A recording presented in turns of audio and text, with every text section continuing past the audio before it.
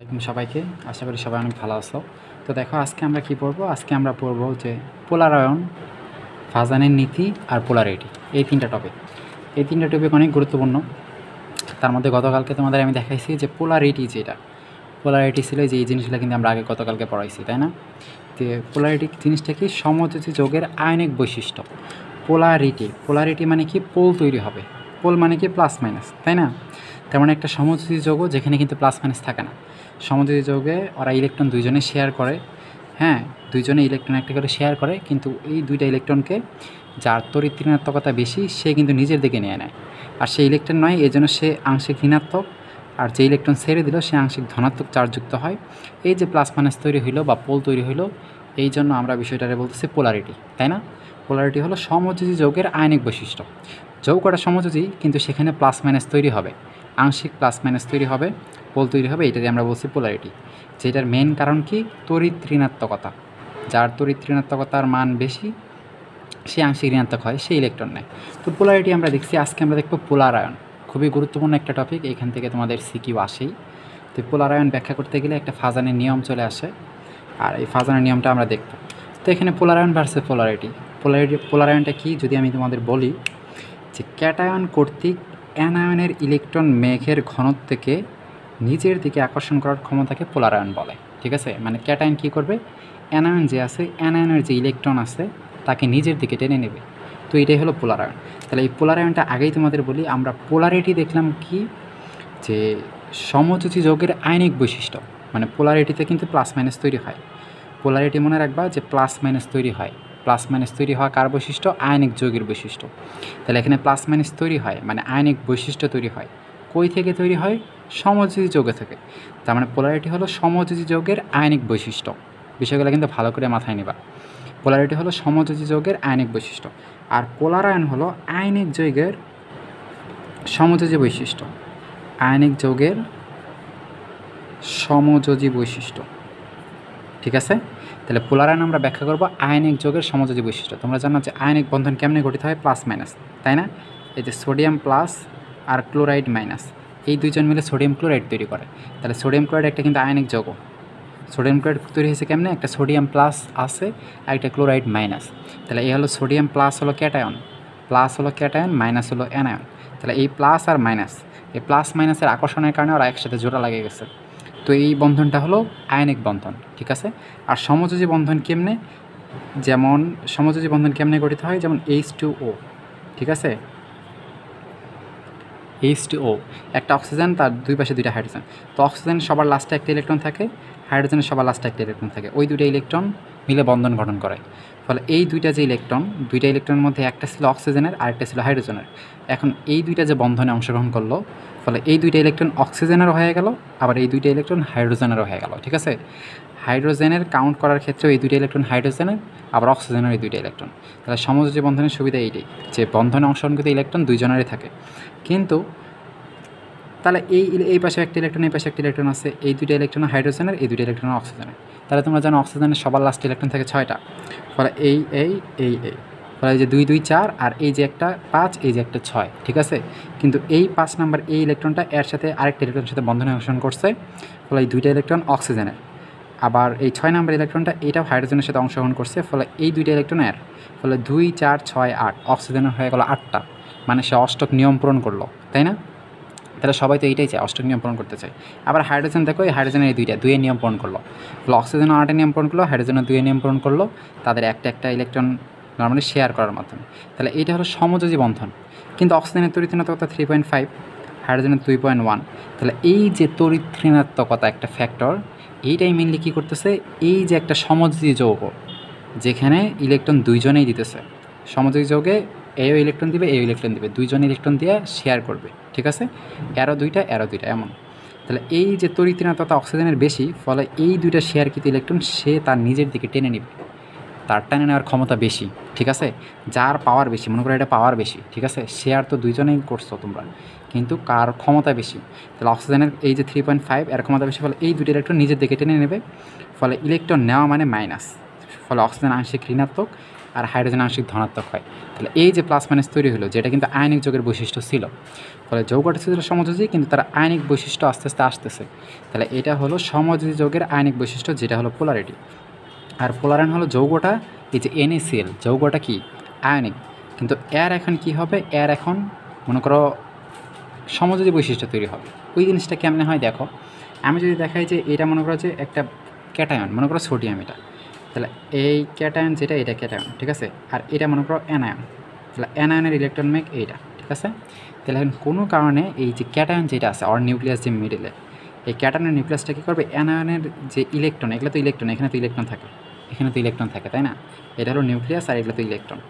তাহলে এই যে ক্যাটায়নের যে নিউক্লিয়াস, অ্যানায়নের ক্যাটায়নের নিউক্লিয়াস অবশ্যই পজিটিভ, নিউক্লিয়াস তো পজিটিভ, তাহলে এর পজিটিভ এই ইলেকট্রনগুলোকে নিজের দিকে আকর্ষণ করবে, ঠিক আছে, নিজের দিকে আকর্ষণ করবে।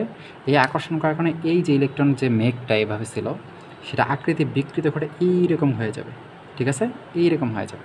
ফলে এয়ার ইলেকট্রনগুলো তার কাছে চলে যেতেছে, ফলে এয়ার ইলেকট্রন এও ব্যবহার করতে পারতেছে, যেখানে কিন্তু এটা হয়েছিল যে অক্সিজেন ইলেকট্রনটা হাইড্রোজেনে ব্যবহার করতেছে, আবার হাইড্রোজেন ইলেকট্রন অক্সিজেনে ব্যবহার করতে পারছে, তার মানে ইলেকট্রন দুইজনের মাঝামাঝি কন্ডিশনে ছিল।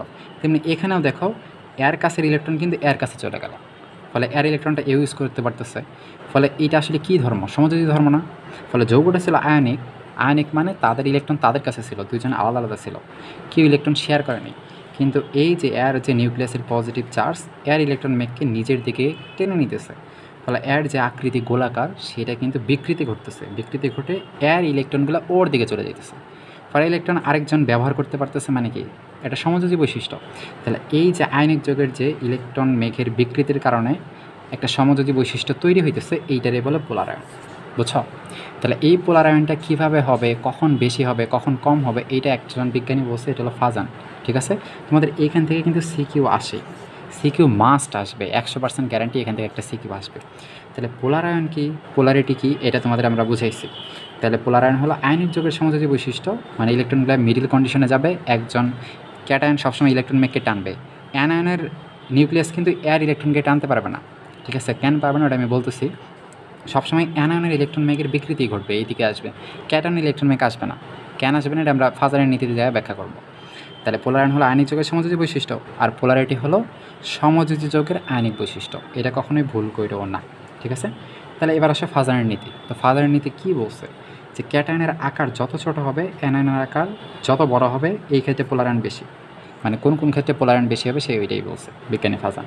তাহলে ক্যাটায়নের আকার যত ছোট, অ্যানায়নের আকার যত বড়, পোলার আয়ন তত বেশি। এই যে এখানে দেখো ক্যাটায়নের আকারটা আমি ছোটো লিখছি, অ্যানায়নের আকারটা বড় লিখছি।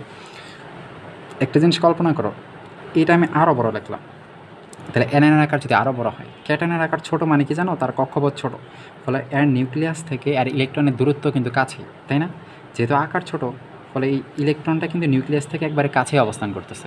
ফলে এই নিউক্লিয়াসের যে পজিটিভ চার্জ নেগেটিভ ইলেকট্রনকে অনেক বেশি আকর্ষণ করে রাখছে, ফলে এর ইলেকট্রন তুমি কিন্তু নর্মালি সরাইতে পারবে না, কারণ আকার ছোটো হওয়ার কারণে নিউক্লিয়াস দিয়ে ওইটা দৃঢ়ভাবে আকৃষ্ট হয়ে আসছে, ওটা নর্মালি তুমি সরাইতে পারবে না, অনেক হিউজ শক্তি দেওয়া লাগবে, ঠিক আছে, তাছাড়া সরবে না।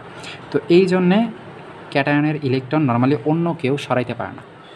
অ্যানায়নের যেই নিউক্লিয়াস, সেই কিন্তু ক্যাটায়নের ইলেকট্রন সরাইতে পারে না, কারণ ক্যাটায়নের আকার ছোট আর তার ইলেকট্রন তার নিউক্লিয়াস দিয়ে অনেক দৃঢ়ভাবে আকৃষ্ট আছে, বুঝছো। আর অপর দিকে দেখো অ্যানায়নের আকার যদি বড় হয়, এই যে বড় হওয়ার কারণে যত আকার যত বড় হবে, তত ইলেকট্রন নিউক্লিয়াস থেকে তত দূরে থাকবে, তাই না। এটার আকার বড়, ফলে দেখো নিউক্লিয়াস থেকে এর দূরত্ব কিন্তু অনেক, এর দূরত্ব ছিল অনেক কাছে, কিন্তু এর দূরত্ব অনেক বেশি, ফলে এই নিউক্লিয়াসটা এই ইলেকট্রনটারে অত বেশি আকর্ষণ করতে পারে না, ঠিক আছে, তার আকর্ষণের মাত্রা কম, ফলে বাইরে থেকে একটু শক্তি দিলেই এই ইলেকট্রনটা তুমি সরাই নিতে পারবা, যেইটাই করছে ক্যাটায়নের নিউক্লিয়াস। ক্যাটায়নের নিউক্লিয়াস কী করছে, এর যে ইলেকট্রন যেটা হালকাভাবে নিউক্লিয়াসের সাথে আকর্ষিত আছে, ওইটারে একটু টেনে সরাই ফেলছে, কারণ এর আকার বড়, ফলে এর ইলেকট্রন নিউক্লিয়াসের সাথে হালকাভাবে আকর্ষিত আছে, তাই তার নিউক্লিয়াসটা কী করছে, তার যে ইলেকট্রন মেঘ তাকে নিজের দিকে আকৃষ্ট করছে, এই জন্য তার আকৃতি বিকৃত করতেছে। এই জন্য নর্মালি কী হয়, অ্যানায়নের আকার বড় হয়, যার কারণে তার ইলেকট্রনকে ক্যাটায়নের দিকে আসে, ক্যাটায়নের ইলেকট্রন এর দিকে আসে না, বুঝছো। তাহলে ক্যাটায়নের আকার যত ছোট আর অ্যানায়নের আকার যত বড় হবে, পোলার আয়ন কিন্তু তত বাড়ে, ঠিক আছে। আবার বলছে ক্যাটায়ন আর অ্যানায়নের চার্জের পরিমাণ যত বেশি হয়, শোনো, চার্জ যত বেশি হবে, দেখো ক্যাটায়ন যেমন এটা মনে করো সোডিয়াম প্লাস, ক্যাটায়ন, ঠিক আছে। এই ক্যাটায়ন এটা যদি আমি আরও বেশি প্লাস করি, যত আমি প্লাস বাড়াবো, প্লাস যত বাড়বে তার আকার তত ছোট, ঠিক আছে। তার মানে ধনাত্মক চার্জ যত বাড়ে তার আকার তত ছোট হয়, ঠিক আছে। তার আকার তত ছোট হয়, যেমন সোডিয়াম প্লাস ম্যাগনেসিয়াম 2+, ম্যাগনেসিয়াম 2+-এর আকার কিন্তু বেশি ছোট, ঠিক আছে।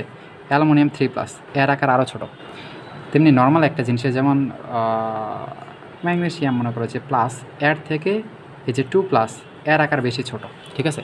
তাহলে প্লাস চার্জ যত বাড়বে তার আকার তত ছোট, ঠিক আছে। তাহলে প্লাস চার্জ যত বাড়তেছে তার আকার তত ছোট। তেমনি অ্যানায়নের ক্ষেত্রে আবার নেগেটিভ চার্জ যত বড় তার আকার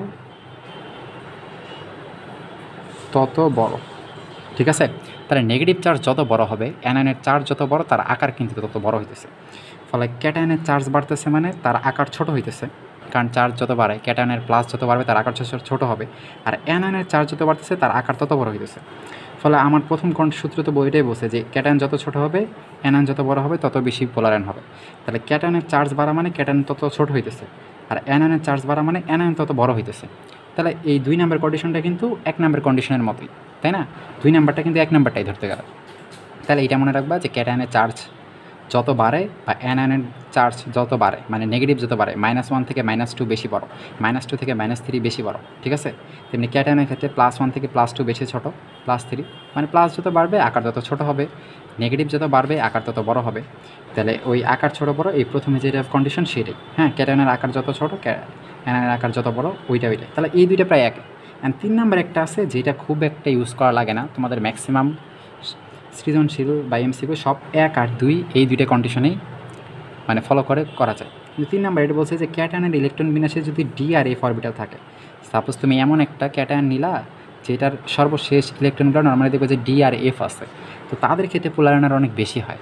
যেমন এখানে দেখা যাচ্ছে পটাশিয়াম ক্লোরাইড আর সিলভার ক্লোরাইড, দুইটার ক্ষেত্রে অ্যানায়ন কিন্তু সেম, তাই না। অ্যানায়ন হলো ক্লোরাইড, এখানেও ক্লোরাইড, অ্যানায়ন সেম। তাহলে পার্থক্য কোন জায়গায়, এই পটাশিয়াম আর এখানে হলো সিলভার। তাহলে পটাশিয়াম প্লাস আর সিলভার প্লাস। তাহলে এই পটাশিয়াম কিন্তু পর্যায় সারণীর উপরের দিকে অবস্থিত, নর্মালি এর পারমাণবিক সংখ্যা 19, কিন্তু সিলভার কিন্তু আরও অনেক নিচে। তাহলে উপর থেকে নিচে যাইতেছে, বাম থেকে ডানে গেলে আকার কি হয়, ছোট হয়। একমাত্র আকারই বাম থেকে ডানে গেলে ছোট হয়, আর উপর থেকে নিচে গেলে আকার বড় হয়। তাহলে সিলভারের আকার বড়। তাহলে সিলভারের আকার যেহেতু বড়, সিলভারের আকার বড় মানে কি, তার পোলারায়ন বেশি, তাই না। সিলভারের আকার বড় মানে কি, তার পোলারায়ন বেশি। তাহলে এই যে সিলভারের আকার যেহেতু বড়, এই জন্য তার এখানে কী হয়েছে, পোলারায়ন বেশি হয়েছে, পোলারায়ন বেশি হয়েছে, ঠিক আছে। কিন্তু দেখো এর পোলারায়ন বেশি হয়েছে, কিন্তু এই যে সিলভার এর গলনাঙ্ক দিচ্ছে দেখো 455 ডিগ্রি সেন্টিগ্রেড, ঠিক আছে। তাহলে এর 455 ডিগ্রি সেন্টিগ্রেড, যেহেতু তার পোলারায়ন বেশি মানে যৌগটা তত বেশি সমযোজী হয়, ঠিক আছে। এই সমযোজী হইলে তার গলনাঙ্ক স্ফুটনাঙ্ক কমে যায়, যেটা আমি একটু পর বলতেছি। তাহলে এখানে এই যে সিলভারের ইলেকট্রন বিন্যাসে নর্মাল কি আছে, সিলভার ইলেকট্রন বিন্যাসে নর্মাল ডি আর এফ আছে, ঠিক আছে। তো ডি আর এফ আছে দেখে এর কিন্তু কী হয়ে যাবে, ডি আর এফ থাকার কারণে এর পোলারায়ন বেশি। কিন্তু বাস্তবে দেখো সিলভার কিন্তু নিচে আছে, নিচে মানে তার আকার বড় হইতেছে। তাহলে ক্যাটায়নের আকার বড় হওয়া মানে আমরা তো বলছিলাম ক্যাটায়নের আকার যত ছোট হবে তার পোলারায়ন তত বেশি, তাই না। ক্যাটায়নের আকার যত ছোট তার পোলারায়ন বেশি, কিন্তু সিলভার তো নিচে আছে, উপর থেকে নিচে গেলে তো আকার বাড়ে, ফলে সিলভারের আকার তো বড়। ফলে এই ক্যাটায়নের থেকে এই সিলভার ক্যাটায়নের আকার তো বড়, ফলে এর তো পোলারায়ন কম হওয়ার কথা, তাই না। সিলভারের পোলারায়ন কিন্তু কম হওয়ার কথা ছিল, কিন্তু বাস্তবে সিলভারের পোলারায়ন বেশি হয়। কারণ কি, ওই যে ডি আর এফ অরবিটাল আছে, তো এটা ব্যতিক্রম, ঠিক আছে। তাহলে নর্মাল নিয়মে সিলভার যেহেতু সিলভারের এই ক্যাটায়নটার চার্জ নর্মালি কি, যেহেতু বড় মানে আকার যেহেতু আকার বড় হলে পোলারায়ন কম হওয়ার কথা, কিন্তু বাস্তবে পোলারায়ন বেশি হয়, কারণ মাত্র ডি আর এফ অরবিটাল আছে। এইটা তুমি প্রথম 2টা কন্ডিশন দিয়ে মানতে পারবো না, ঠিক আছে। ডি আর এফ আছে, ডি আছে, এই জন্য তোমার হয়, এফ তো নেই, শুধু ডি আছে।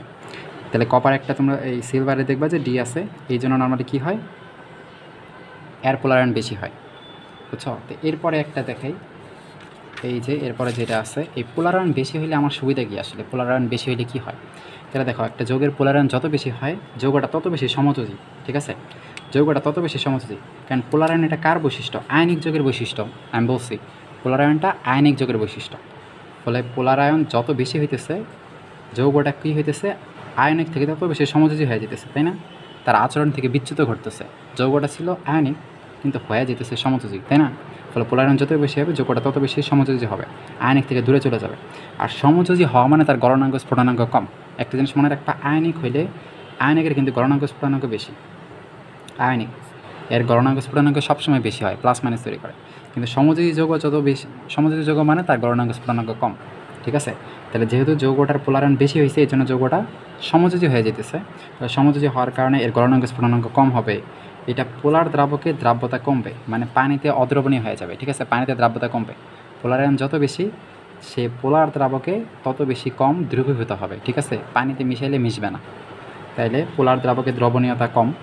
পোলার দ্রাবক মানে পানি, ঠিক আছে? পানি একটা পোলার দ্রাবক, এটা মনে রাখবা, H2O। তার মানে তার গলনাঙ্ক স্ফুটনাঙ্ক কম, সেই যৌগটা তত বেশি সমযোজী, সে পানিতে তার দ্রাব্যতা কম বা পোলার দ্রাবকে দ্রাব্যতা কম। তারপর যৌগের স্থায়িত্ব কম, ঠিক আছে? যৌগটার স্থায়িত্ব কম হয়ে যাবে। মানে যৌগ মনে করো পোলার আয়ন যত বেশি, যেমন দেখো এখানে মনে করো এই একটা যৌগ,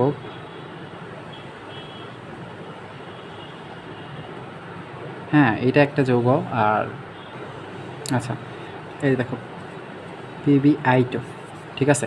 তো এই যৌগটা আরেকটা আছে PbI4। তাহলে এখানে দেখো দুই ক্ষেত্রে ক্যাটায়ন কিন্তু সেম, লেট Pb, তাই না? এখানে ক্যাটায়ন সেম, কিন্তু এখানে আয়োডিন আছে, আয়োডিনের চার্জ কত? -2, তাই না? আর এখানে আয়োডিনের চার্জ কত? -4। তাহলে এই যে অ্যানায়নের চার্জ বাড়তেছে মানে কি পোলার আয়ন বেশি। আমি বলছিলাম না, অ্যানায়নের চার্জ যত বেশি হয় তার মানে তার আকার তত বড়। এখানে I2- আর এখানে I4-। তাহলে এখানে যেহেতু অ্যানায়নের চার্জ অনেক বেশি, যার কারণে অ্যানায়নের আকার অনেক বড়, ফলে পোলার আয়ন বেশি হয়। ফলে পোলার আয়ন বেশি হলে যৌগের স্থায়িত্ব কম। ফলে PbI4 এই যৌগটা স্থায়িত্ব নেয়, ঠিক আছে? PbI4 এই তৈরি হওয়ার সাথে সাথে এই কী করে, এই বিয়োজিত হয়ে PbI2 তৈরি করে আর I2 তৈরি করে, ঠিক আছে? তাহলে এই যে PbI4 এই যৌগটা বেশিক্ষণ স্থায়ী থাকে না, ঠিক আছে? এই তৈরি হওয়ার সাথে সাথে ভেঙে যায়, ভেঙে PbI2 তৈরি করে আর এখানে I2 আয়োডিন মুক্ত করে, ঠিক আছে? সে নর্মালি PbI4 হিসেবে তৈরি থাকতে পারে না। তাহলে এখানে যেহেতু তার এর থেকে এর কি পোলার আয়ন বেশি হয়েছে, তো এইরকম অধিক পোলার আয়ন হলে তার স্থায়িত্ব কমে যায়, হ্যাঁ? ওই যৌগ টিকে থাকতে পারে না, ওটা ভেঙে দুইটা আলাদা আলাদা যৌগ তৈরি করে। এটা একটা দেখা, তেমনি বর্ণের তীব্রতা বাড়ায়। যেমন এখানে দেখছো যে এই যে লেড ক্লোরাইড আর লেড আয়োডাইড দিছে, তাহলে দুই ক্ষেত্রে ক্যাটায়ন সেম, তাই না? এটারও লেড Pb2+, আর এখানেও কি Pb2+, দুই ক্ষেত্রে ক্যাটায়ন কিন্তু সেম। তাহলে এই ক্ষেত্রে অ্যানায়ন দেখো ক্লোরিন মাইনাস, আর এই ক্ষেত্রে এইটা কি আয়োডিন মাইনাস। তাহলে এই যে এখানে আয়োডিন ক্লোরিন, এখন তোমরা জানো যে গ্রুপ 17 ক্ষেত্রে সবার উপরে আছে ফ্লোরিন, তারপর ক্লোরিন, তারপর ব্রোমিন, তারপর আয়োডিন। তাহলে আমরা জানি যে গ্রুপ বাম থেকে ডানে গেলে আকার নর্মালি কী হয়, ছোট হয়, আর উপর থেকে নিচে গেলে আকার বাড়ে। ফলে আয়োডিনের আকার সব থেকে বেশি। অ্যান্ড আয়োডিন যেহেতু এখানে কি অ্যানায়ন, ফলে অ্যানায়নের আকার যদি সব থেকে যত বেশি হবে পোলার আয়ন তত বেশি। ফলে ক্লোরিনের থেকে আয়োডিনের আকার বড়, এই জন্য এই যৌগটার কিন্তু পোলার আয়ন বেশি। অ্যান্ড পোলার আয়ন বেশি হওয়ার কারণে এর বর্ণের তীব্রতা বাড়ছে। দেখো এই হলো হলুদ, কিন্তু এই যৌগটা ক্লোরাইড, যার আকার ছোট, ক্লোরাইডের আকার ছোট হওয়ার কারণে যৌগের পোলার আয়ন কম, এই জন্য যৌগটা কিন্তু সাদা। তাহলে সাদা থেকে সে সোনালি হলুদ হয়ে গেছে, তার মানে বর্ণের তীব্রতাটা বাড়ছে, ঠিক আছে? তেমনি এইটাও দেখো, এই যে মার্কিউরিক ক্লোরাইড আর মার্কিউরিক আয়োডাইড। তো এই মার্কিউরিক ক্লোরাইড, এই যে এখানেও দেখো দুইটার ক্যাটায়ন সেম, ফলে ক্যাটায়ন দিয়ে পার্থক্য করতে পারবা না, তোমার অ্যানায়ন দিয়ে পার্থক্য করা লাগবে। তেমনি এখানে আছে ক্লোরাইড, এখানে আছে আয়োডাইড। তো আয়োডাইড যেহেতু সবার নিচে থাকে এই জন্য এর আকার সব থেকে বড়ো, অ্যানায়নের আকার বড় মানে এর পোলার আয়ন বেশি, এর থেকে এর পোলার আয়ন বেশি। তাহলে এর পোলার আয়ন বেশি, এই জন্য এর কালার হলো লাল। আর এই যে মার্কিউরিক ক্লোরাইড যেটা, এর আকার কিন্তু বর্ণহীন, ফলে এর কোনো কালারই নেই, কিন্তু এর পোলার আয়ন বেশি হওয়ার কারণে এর আকার কিন্তু, এর কালার কিন্তু লাল হয়ে গেছে। তাহলে এরকম পোলার আয়ন যত বেশি হবে তার কালার তত ডিপ হবে আস্তে আস্তে, ঠিক আছে? তেমনি ধাতব কার্বনের বিয়োজন তাপ কম, পোলার আয়ন যত বেশি হবে সে তত কম তাপে বিয়োজিত হয়ে যাবে। মানে সেই যৌগের যদি কোনো কার্বনেট থাকে তার পোলার আয়ন যত বেশি, তা সে তত কম তাপে বিয়োজিত হয়ে যাবে, সবার আগে বিয়োজিত হয়ে যাবে, ঠিক আছে? তেমনি এখানে দেখো যে গ্রুপ 2-এ যারা আছে, বিরিয়ানি, মোগলাই কাবাব বলছিলাম, মানে বেরিলিয়াম, ম্যাগনেসিয়াম, এখানে দেখো প্রত্যেকটা যৌগ, beryllium carbonate, magnesium carbonate, calcium carbonate, প্রত্যেকটার কিন্তু অ্যানায়ন কি কার্বনেট, তাই না? এটা হলো অ্যানায়ন পার্ট, CO3 2-, এটা হলো অ্যানায়ন, আর এগুলো হলো 2+, কারণ গ্রুপ 2-এ যারা থাকে প্রত্যেকেই 2+ করে তৈরি করে। ফলে এগুলো প্রত্যেকেই কিন্তু আয়নিক যৌগ, তাই না? প্লাস মাইনাস তৈরি হইতেছে। তাহলে প্রত্যেকের অ্যানায়ন হলো কার্বনেট, ফলে অ্যানায়ন দিয়ে তুমি কিন্তু এদের পার্থক্য করতে পারবা না, তোমার ক্যাটায়ন দিয়ে পার্থক্য করা লাগবে। যখন এখানে কি বেরিলিয়াম, এখানে ম্যাগনেসিয়াম, এখানে ক্যালসিয়াম, তাহলে এরা প্রত্যেকে কিন্তু গ্রুপ 2 সবার উপরে আছে বেরিলিয়াম, তারপরে ম্যাগনেসিয়াম, তারপর ক্যালসিয়াম, গ্রুপ 2 উপর থেকে নিচে। তাহলে আমরা জানি বাম থেকে ডানে গেলে আকার কমে, উপর থেকে নিচে গেলে আকার বাড়ে। ফলে এই বেরিলিয়ামের আকার সবথেকে বড়, তাই না? আর বেরিয়ামের আকার সবথেকে বড়, আর এই যে বেরিলিয়াম যেহেতু সে সবার উপরে আছে তার আকার সবথেকে ছোট। তাহলে আমরা জানি ক্যাটায়ন, এরা যেহেতু ক্যাটায়নের আকার যত ছোট তার পোলারায়ন তত বেশি। তাহলে এখানে বেরিলিয়ামের আকার যেহেতু সবথেকে ছোট, তাহলে তার পোলারায়ন বেশি, তাই না? তো এর পোলারায়ন সবথেকে বেশি, তারপর এর পোলারায়ন আরেকটু কম, তারপর এর পোলারায়ন কম, এবং এর হলো সবথেকে কম, কারণ এর আকার সবথেকে বড়। তাহলে ক্যাটায়নের আকার যেহেতু এর সবথেকে বড়, ফলে এর পোলারায়ন কম, আর এর যেহেতু সবথেকে ছোট, যেটা কন্ডিশন মানছে ফলে এর সবথেকে বেশি। ফলে পোলারায়ন যার বেশি হয় সে তত কম তাপে বিয়োজিত হয়। এই জন্য দেখে এটা সবথেকে কম তাপে বিয়োজিত হবে, তারপর এই বিয়োজিত হবে, তারপর এই। তাছাড়া একটু তাপ দিছো, এগুলো সব কয়টারই মনে হয় একসাথে নিছো, তুমি তাপ দিতেছো, তো সবার আগে দেখবা যে এই বিয়োজিত হয়ে কার্বন ডাইঅক্সাইড গ্যাস তৈরি করছে, তারপর এই বিয়োজিত হবে, তারপর এই বিয়োজিত হবে, তার মানে এই সব থেকে কম তাপে বিয়োজিত হয়, ঠিক আছে? এই সব থেকে কম তাপে বিয়োজিত হয়, তারপর এই বিয়োজিত হবে, তারপর এই বিয়োজিত হবে। তাহলে তাপমাত্রার যদি করে তাহলে সব থেকে বেশি তাপে বিয়োজিত হবে এই, ঠিক আছে? এর বিয়োজিত করার জন্য অনেক তাপ দেওয়া লাগবে, হ্যাঁ, কারণ এই যৌগটা কি পোলারায়ন কম, মানে এই একদম আয়নে কি আছে, কিন্তু এই একবারে কি প্রায় সমযোজী হয়ে গেছে, কারণ পোলারায়ন যত বেশি হয় যৌগটা তত বেশি সমযোজী হয়। তাহলে এইটা দেখলাম। এখন দেখো এই যে দ্রাব্যতা কম বলছে, দেখো এই যেখানে আমি দিচ্ছি এখানে দেখো silver fluoride, silver chloride, silver bromide, silver iodide. তাহলে এই চারটার পার্থক্য তোমার যদি করতে বলে এগুলো কিন্তু আসে। তাহলে দেখো প্রত্যেকের ক্ষেত্রে সিলভার যেটা আগে থাকে মানে ক্যাটায়ন, এগুলো সিলভার প্লাস আর ফ্লোরিন মাইনাস, এটা হলো ক্লোরিন মাইনাস, কারণ এরা তো গ্রুপ 17, তাই না? ফলে এরা মাইনাস হিসেবে থাকবে। ফলে প্রত্যেকের যেহেতু ক্যাটায়ন সেম একই, ফলে ক্যাটায়ন দিয়ে তুমি পার্থক্য করতে পারবা না, তোমার অ্যানায়ন দিয়ে পার্থক্য করা লাগবে। তাহলে এটা হলো ফ্লোরিন, এটা হলো ক্লোরিন, ব্রোমিন, আয়োডিন। তাহলে এই আয়োডাইড যেহেতু এরা একই গ্রুপ বরাবর আছে, ফলে একই গ্রুপে তোমার এখন আকার দেখা লাগবে। আয়োডাইডের আকার সব থেকে বড়, কারণ সে সবার নিচে আছে, বাম থেকে ডানে গেলে আকার কমে, উপর থেকে নিচে গেলে আকার বাড়ে, ফলে এর আকার সব থেকে বেশি। তাহলে অ্যানায়নের আকার যত বড় হয় তার পোলারায়ন তত বেশি। এই নিচে আমরা দেখছি ক্যাটায়নের আকার যত ছোট হয় তার পোলারায়ন বেশি, কিন্তু অ্যানায়নের ক্ষেত্রে আলাদা, আকার যত বড় হবে তার পোলারায়ন তত বেশি। ফলে এই যৌগের পোলারায়ন সব থেকে বেশি, ফলে এই যৌগ সব থেকে বেশি সমযোজী, তার থেকে একটু কম সমযোজী এই একটু কম সমযোজী, মানে এই হলো সব থেকে কম সমযোজী। সব থেকে কম সমযোজী মানে কি আয়নিকের মতো, তাই না? আয়নিকের মতো। তাহলে এই আয়নিক যৌগ কিন্তু পানিতে দ্রবণীয় হয়, ঠিক আছে? পানিতে দ্রবণীয়, কারণ আমরা দেখছি পোলারায়ন যত বেশি হয় যৌগটা তত বেশি সমযোজী হয়, ঠিক আছে? সমযোজী হলে সেই যে পোলার দ্রাবকের দ্রাব্যতা কম, মানে সমযোজী মানে সে পোলার দ্রাবক বা পানিতে কম দ্রবীভূত হবে। তাহলে এর যেহেতু পোলারায়ন সব থেকে বেশি সিলভার আয়োডাইড, ফলে এই পানিতে সব থেকে কম দ্রবীভূত হবে, এই সব থেকে বেশি সমযোজী। আর এই যে সিলভার ফ্লোরাইড যার পোলারায়ন সব থেকে কম, কারণ তার অ্যানায়নের আকার সব থেকে ছোট, তাহলে এর পোলারায়ন সব থেকে কম, মানে এই যৌগটা সব থেকে কম সমযোজী। আর কম সমযোজী মানেই সে অনেকখানি আয়নিক, তার মানে সে পানিতে দ্রবণীয় হবে। ফলে এই চারটা তোমাদের এমসিকিউ দেওয়া দেয়, বলে নিচের কোনটি পানিতে দ্রবণীয়। তাহলে পানিতে দ্রবণীয় হবে কোনটা, যেটা সবথেকে কম পোলারায়ন। তাহলে যেহেতু এই অ্যানায়নের আকার সব থেকে ছোটো, ফলে এর পোলারায়ন সব থেকে কম, ফলে যৌগটা বলা যায় আয়নিক এবং এই কি পানিতে দ্রবীভূত হয়। তাহলে এই জিনিসগুলো তোমাদের দেখতে সিকিউ দিয়ে দিছে, এই যে sodium chloride, magnesium chloride, aluminium chloride, এই তিনটা দিয়ে বলবো যে কোনটার গলনাঙ্ক স্ফুটনাঙ্ক বেশি। তাহলে তোমরা জানো আয়নিক যৌগের গলনাঙ্ক স্ফুটনাঙ্ক বেশি, হ্যাঁ? তাহলে এই তিনটা দেখো sodium chloride, magnesium chloride, aluminium chloride. তাহলে তিনটার ক্ষেত্রে অ্যানায়ন কিন্তু সেম, অ্যানায়ন কি আছে ক্লোরিন, তাহলে তিনটার ক্ষেত্রে অ্যানায়ন সেম, তোমার তাহলে ক্যাটায়ন দিয়ে পার্থক্য করা লাগবে। তাহলে ক্যাটায়ন কি আছে, এই sodium plus, magnesium 2 plus, aluminium 3 plus. তাহলে এই যে অ্যালুমিনিয়াম 3 প্লাস এর চার্জ বেশি আর এর আকার ছোট, বাম থেকে ডানে গেলে আকার ছোট হয় না? সোডিয়ামের পর তো আছে ম্যাগনেসিয়ামের পর কিন্তু অ্যালুমিনিয়াম, এরা কিন্তু একই পর্যায়ে, তাই না? পর্যায়ে 3-এর সবার বামে আছে সোডিয়াম, তারপরে আছে ম্যাগনেসিয়াম, তারপরে অ্যালুমিনিয়াম।